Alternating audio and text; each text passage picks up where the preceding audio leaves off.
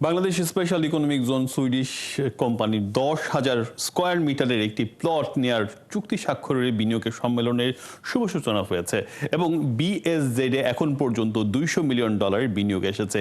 এছাড়া সামিটের প্রথম দিনে স্টার্টআপ উদ্যোক্তাদের জন্য 1200 কোটি টাকার দুটি তহবিল চালু করেছে বাংলাদেশ ব্যাংক, আর দুটি তহবিল আনছে জাইকা ও ইনসেপ্টা। সব মিলিয়ে দেশে বিনিয়োগের একটি ইতিবাচক সুবাতাস বইছে। এ নিয়ে কথা বলতে আমাদের সাথে যুক্ত হচ্ছেন international business of forum of বাংলাদেশের সাধারণ সম্পাদক জনাব শাহজাহান সিদ্দিকী। জনাব শাহজাহান সিদ্দিকীকে স্বাগত জানাচ্ছি। আমরা দেখলাম যে একটি ভালো বিনিয়োগের একটি সুবাতাস বইছে। বেশ কিছু বিনিয়োগকারীরা বাংলাদেশ এখন অবস্থান করছে, প্রায় 40টি দেশের অনেক বিনিয়োগকারী এখানে আছে। সরকারের এই উদ্যোগটা কিভাবে দেখছেন, এবং কিছু ইতিবাচক দিক রয়েছে এবং কিছু নেতিবাচক দিকও রয়েছে, যেহেতু এখনো রাজনৈতিক অস্থিতিশীলতা রয়েছে, সব মিলিয়ে ব্যাপারটি কিভাবে বিশ্লেষণ করছেন?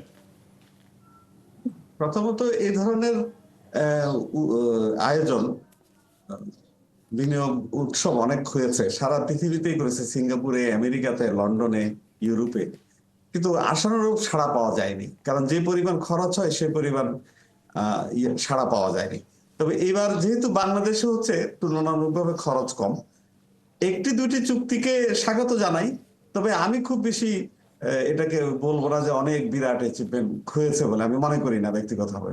কারণ এখানে যেখানে ভিয়েতনামে 9 বিলিয়ন 10 বিলিয়ন বছরে ইনভেস্টমেন্ট হয়, সেখানে বাংলাদেশে $1 বিলিয়ন ইনভেস্টমেন্ট বছর হওয়া নিয়েই আমরা সামাল দিতে পারি না, আমরা বিনিয়োগকারীরা আসে না। সুতরাং আপনি যে দুইটা চুক্তির কথা বলেছেন স্বাগত জানাই, তবে আমি ব্যক্তিগতভাবে মনে করি এটা সাফিসিয়েন্ট না, আরো অনেক বেশি হওয়া উচিত ছিল।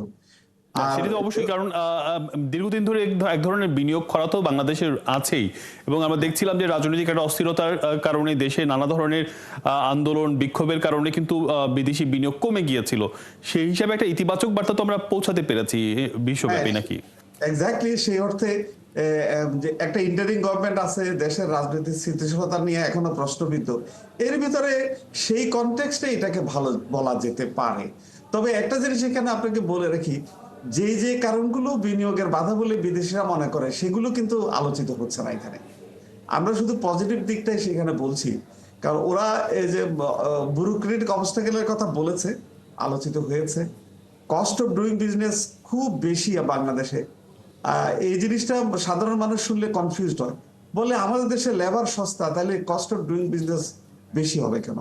শুধুমাত্র শ্রমিকের শ্রম ছাড়া যে কোনো প্রোডাক্টই বাংলাদেশে বেশি দাম।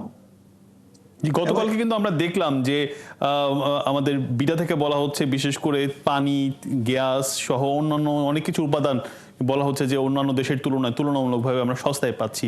সেটি কি তাহলে ভুল?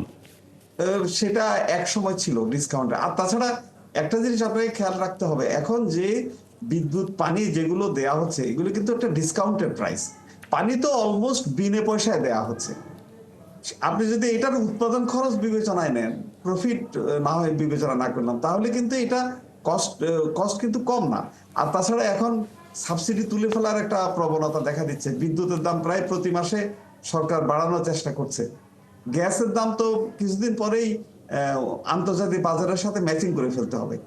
তখন কিন্তু আমরা গ্রাজুয়ালি কিন্তু আমাদের ইউটিলিটি কিন্তু দাম, ফুয়েলের দাম বেড়ে যাচ্ছে এবং এখন কোশ্চেনেবল হয়ে যাচ্ছে, এগুলো আর সস্তা থাকছে না।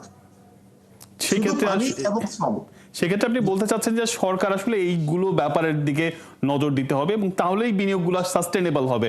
অনেক ধন্যবাদ শাহজাহান সিদ্দিকী আপনার মূল্যবান মন্তব্য দেওয়ার জন্য।